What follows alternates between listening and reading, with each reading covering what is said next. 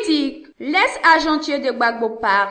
Les révélations sur Gervais Coulibaly, ses recommandations à Ouattara. Le ministre de l'économie et des finances dans le dernier gouvernement de Laurent Gbagbo, Désiré Dallo, par ailleurs ex-directeur général du port autonome de San Pedro, a été reçu le samedi 21 décembre 2013 par ses parents à Dalikeba, son village natal situé à 6 km de Gagnoa. Une cérémonie s'y est tenue dans la pure tradition bété pour conjurer le mauvais sort, après son séjour en prison, afin de lui redonner le courage et restaurer sa dignité. Cet illustre compagnon de l'ex-chef de l'État a été incarcéré pendant 20 mois et 9 jours à la maison d'arrêt et de correction de Boundiali, au nord de la Côte d'Ivoire. Pour sa première réapparition publique, Désiré Dallo a affiché une très bonne mine. Il semblait requinqué après les épreuves qu'il a vécues depuis la fin de la crise post-électorale. Un parterre de personnalités composé d'anciens compagnons de M. Gbagbo, dont Gervais Coulibaly et Cabran Apia l'accompagnèrent. C'était un moment plein d'émotions. Lorsqu'il s'agit pour l'ancien prisonnier de Boundiali de rendre témoignage de ses péripéties après la chute de Laurent Gbagbo,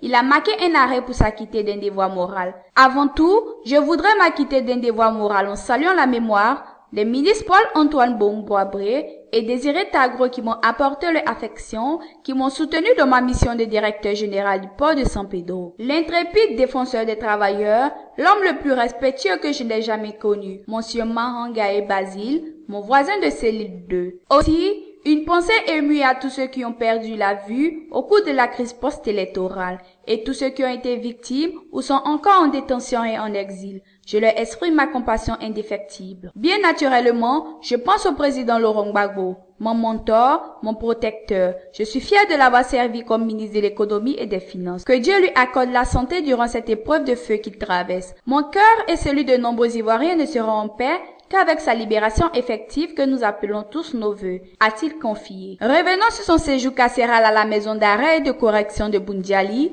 où il a débarqué le 23 juin 2011 en compagnie de 24 autres personnalités d'infortune. Le ministre Désiré Dallo a passé en revue le film de leur libération. Gilbert Akengbo, Mahangae Basile, Niawazi Brabi et moi sommes partis de la prison de Boundiali. Nous étions animés d'un sentiment de joie et de tristesse, car nous abandonnons sur place nos frères Philippe-Henri Dakouri-Tablé, Atsi Djedje, Martin Sokouri-Boyi. Nous étions meurtris, mais quand même heureux de respirer l'air de la liberté. Nous avons passé 3 heures d'escale dans le bureau du préfet des Korogo et nous sommes arrivés à 21 heures à Bouaké, où le préfet de région nous a fait passer la nuit au RAN Hotel. Nous sommes partis tôt le matin pour Abidjan, le ministre Gervais Coulibaly. Il faut l'applaudir parce qu'il était meurtri par ce qui nous arrivait. Il nous appelait souvent à travers le régisseur. Le 19 décembre à 23h30, il me fit appeler par un circuit pour nous annoncer la nouvelle, a révélé l'ex-ministre de Gbagbo. Malgré ses aventures ambiguës, Désiré Dallo a affirmé à ses parents qu'il n'a pas de rancune contre ses bourreaux.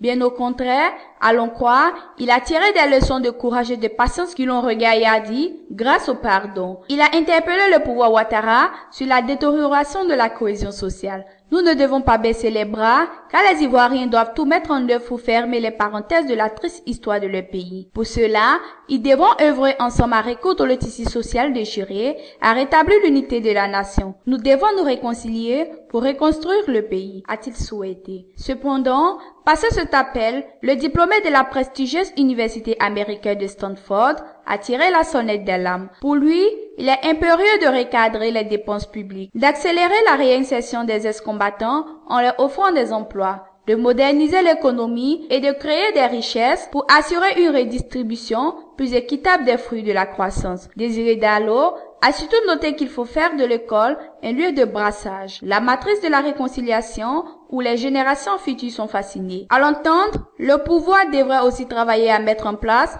une justice équitable pour penser durablement les plaies du pays.